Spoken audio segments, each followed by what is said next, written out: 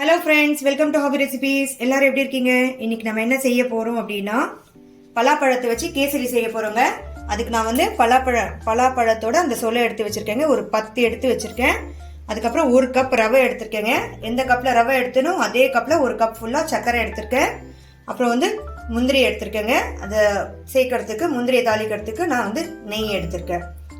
வாங்க ஃப்ரெண்ட்ஸ், எப்படி செய்யறதுன்னு பார்க்கலாம். பாருங்க ஃப்ரெண்ட்ஸ், நான் வந்து ஃபர்ஸ்ட் என்ன பண்ண போறேன் அப்படின்னா பலாப்பழத்துல பாதி எடுத்து கட் பண்ணி மிக்ஸி ஜார்ல போட்டு அரைச்சிக்க போறேங்க. மீதியை ரொம்ப குட்டி குட்டியா பீஸ் பண்ணி எடுத்து வச்சுக்க போறேன்.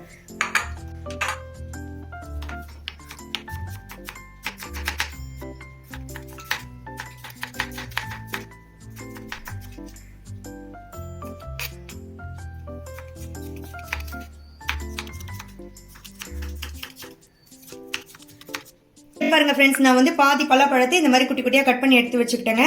பாதியை இந்த மாதிரி அரைச்சி எடுத்து வச்சுக்கிட்டேன். இப்போ வாங்க ஃப்ரெண்ட்ஸ், நம்ம வந்து செய்யலாம். நான் வந்து ஒரு பேன் வச்சிருக்கேன். பேன் வச்சு ஆன் பண்ணிக்கிறேன். இப்போ ஃபர்ஸ்ட் நம்ம வந்து ஒரு 2 ஸ்பூன் வந்து நெய் விட்டுக்கலாம்.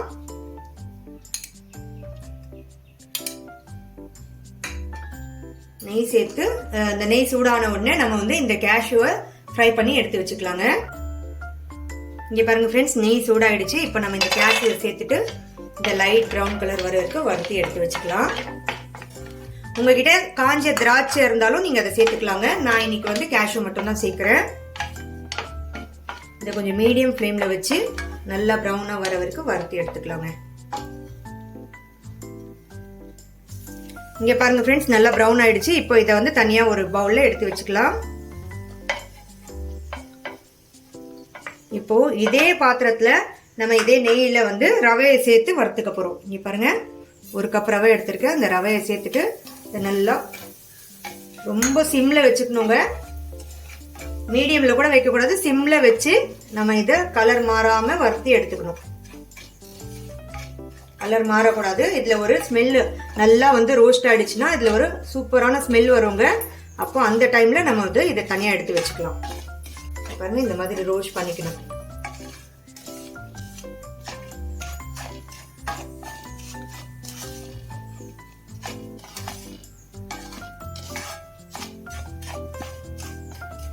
இங்க பாருங்க ஃப்ரெண்ட்ஸ், இந்த மாதிரி கலர் சேஞ்ச் ஆகல பாருங்க. இப்போ நல்லா ரோஸ்ட் ஆயிடுச்சு. இப்போ இதை தனியா ஒரு பவுல்ல எடுத்து வச்சுக்கலாங்க.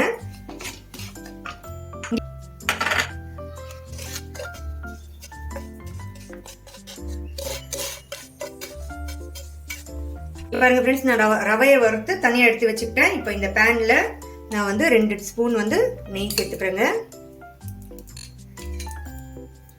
இதுலயே வந்து நம்ம பேஸ்ட் பண்ணி வச்சோம் இல்லையா இந்த பலாப்பழம், அதை வந்து சேர்த்துடலாம்.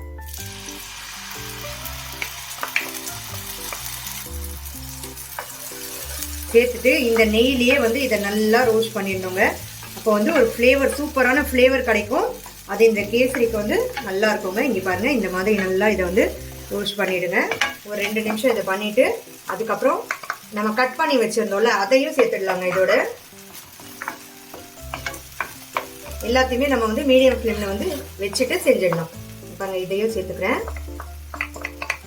சேர்த்துட்டு இதையும் நல்லா இதுல வந்து கொஞ்ச நேரம் வதக்க விட்டுடலாம். இந்த பலாப்பழம் வந்து கொஞ்சம் சாஃப்ட் ஆயிடும். இன்னும் கொஞ்சம் நெய் ஆட் பண்ணிக்கலாம்.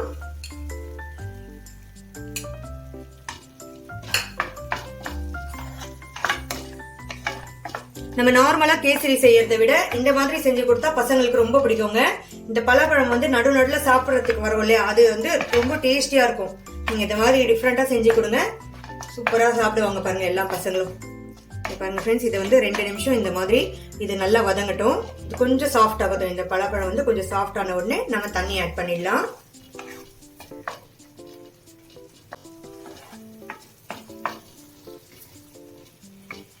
இங்க பாருங்க ஃப்ரெண்ட்ஸ், இந்த பலாப்பழம் வந்து நல்லா சாஃப்ட் ஆயிடுச்சு. இப்போ நம்ம தண்ணி ஆட் பண்ணிக்கலாங்க. நான் இந்த பவுல்ல தான் வந்து ரவாயும் எடுத்தேன், சர்க்கரையும் இதுல தான் எடுக்க போறேன். இந்த பவுல்லயே வந்து நம்ம 2.5 பவுல் தண்ணி சேர்த்துக்கலாம். 1 பவுல் நான் வந்து ரவை எடுத்தங்க, 2.5 பவுல் ஞாபகம் வச்சுக்கோங்க. 2.5 பவுல் தண்ணி சேர்க்கணும். 1 2. இங்க பாருங்க ஃப்ரெண்ட்ஸ், 2.5 பவுல் தண்ணி சேர்த்திருக்கேன். தண்ணி சேர்த்துட்டு இந்த தண்ணி நல்லா பாயில் ஆகட்டும். இப்போ இந்த ஸ்டேஜ்ல வந்து நான் வந்து சாஃப்ரான் எடுத்து வச்சிருக்கேங்க. நான் இன்னைக்கு ஆர்டிஃபிஷியல் ஃபுட் கலர் சேர்க்கல. நீ உங்க வீட்டில் சாஃப்ரான் இருந்தா நீங்க சேர்த்துக்கோங்க, இல்லைன்னா நீங்க வந்து எல்லோ ஃபுட் கலர் சேர்த்துக்கோங்க ஃப்ரெண்ட்ஸ். அது வந்து நல்லா இருக்கும், கேசரிக்கு நல்ல கலர் கொடுக்கும். இந்த சாஃப்ரான் நான் சேர்த்துக்கிறேங்க.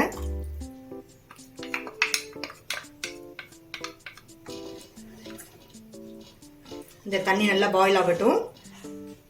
பாருங்க ஃப்ரெண்ட்ஸ், நம்மளோட இந்த பலாப்பழம் போட்டது, அந்த பீசஸ்லாம் போட்டது, தண்ணி ஊற்றிட்டு இது நல்லா கொதிக்குது. இப்போ இந்த ஸ்டேஜ்ல வந்து நாம வறுத்து வச்சிருந்தோம் இல்லையா, அந்த ரவையை கொஞ்சம் கொஞ்சமா சேர்த்து நல்லா கிளறணும்.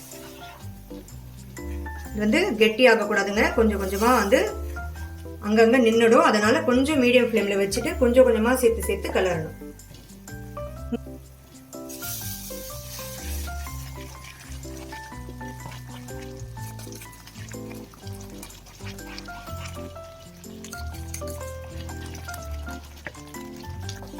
இங்க பாருங்க ஃப்ரெண்ட்ஸ், நம்ம ரவா சேர்த்துட்டு நல்லா இந்த மாதிரி ட்ரை ஆகிற வரைக்கும் நல்லா வந்து நம்ம இதை கிண்டிட்டே இருக்கணும். பாருங்க, இந்த தண்ணி வந்து நல்லா இதுல சுண்டணும். அதுக்கப்புறம் தான் வந்து நம்ம சர்க்கரை ஆட் பண்ணணுங்க, இல்லைன்னா இதுக்கு வந்து டெக்ஸ்சர் வராது. பாருங்க, நல்லா சுண்டட்டும். பாருங்க, தண்ணி நல்லா இது ட்ரை ஆகணும். ட்ரை ஆனதுக்கு அப்புறமா நம்ம சர்க்கரையை சேர்த்துக்கலாம். பாருங்க, இது நல்லா இந்த மாதிரி கிளறி விட்டுட்டே இருக்கணும், கெட்டி ஆகக்கூடாது. ரவா அங்கங்க கெட்டி ஆயிடுச்சுன்னா நல்லா இருக்காது. அதனால இந்த மாதிரி நல்லா கிளறிடுங்க. இப்போ இங்க பாருங்க நல்லா கெட்டி ஆயிடுச்சு. இப்போ இந்த ஸ்டேஜ்ல நம்ம சர்க்கரை சேர்த்துக்கலாங்க. நான் வந்து 1 கப் ரவை எடுத்தேன், அதே மாதிரி 1 கப் ஃபுல்லா சர்க்கரை எடுத்திருக்கேங்க. இந்த சர்க்கரை ஃபுல்லா இப்படியே சேர்த்துடலாம். சேர்த்துட்டு இதை சேர்த்து நல்லா கிளறலாங்க.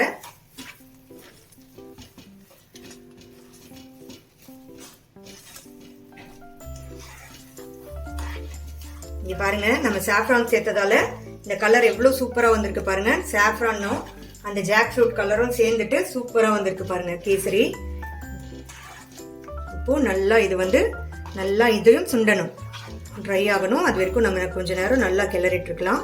இங்க பாருங்க, கேசரியோட டெக்ஸ்சர் பாருங்க எப்படி வந்திருக்கு. இந்த ஸ்டேஜ்ல நம்ம வந்து ஒரு 2 ஸ்பூன் நெய் சேர்த்துக்கலாங்க. எவ்வளவு நம்ம நெய் சேர்க்கிறோமோ அவ்வளோ டேஸ்டியா இருக்கும். உங்ககிட்ட நெய் அதிகமா இல்லை அப்படின்னா பாதி நெய்யும் பாதி கடலெண்ணெய் அந்த மாதிரி சேர்த்துக்கோங்க. அதுவும் ஃப்ளேவர் வந்து நல்லா இருக்குங்க.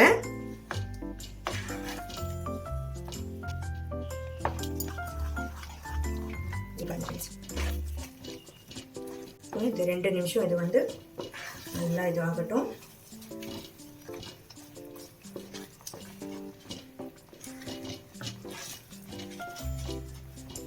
இப்போ நம்ம வறுத்து வச்சிருந்தோம் இல்லையா, அந்த முந்திரியும் சேர்த்துடலாங்க. அவ்வளவுதான் ஃப்ரெண்ட்ஸ், சூப்பரான கேசரி ரெடி. இது கொஞ்சம் ஆறுச்சுன்னா நல்லா கெட்டி ஆயிடுங்க. நம்ம இந்த மாதிரி இருக்குன்னு நினைக்க வேண்டாம். இங்க பாருங்க, டெக்ஸ்சர் வந்து சூப்பரா வந்திருக்கு. சூப்பரா ரவை வந்து இங்க பாருங்க, ரவையும் நல்லா வெந்து சூப்பரா இருக்கு பாருங்க கேசரி. இது ஆறிடுச்சுன்னா இது இன்னும் கொஞ்சம் சூப்பரா ஆயிடுங்க. இதை ஆஃப் பண்ணிட்டு நம்ம பிளேட்டிங் பண்ணிடலாங்க. இங்க பாருங்க ஃப்ரெண்ட்ஸ், சூப்பரான நெய் மணக்க மணக்க வந்து கேசரி ரெடி ஆயிடுச்சுங்க. பலாப்பழ கேசரி ரெடி ஆயிடுச்சு. இந்த வீடியோ உங்களுக்கு பிடிச்சிருந்தா லைக் பண்ணுங்க, ஷேர் பண்ணுங்க, கமெண்ட் பண்ணுங்க. என்னோட சேனலுக்கு மறக்காம சப்ஸ்கிரைப் பண்ணுங்க ஃப்ரெண்ட்ஸ். தேங்க்யூ.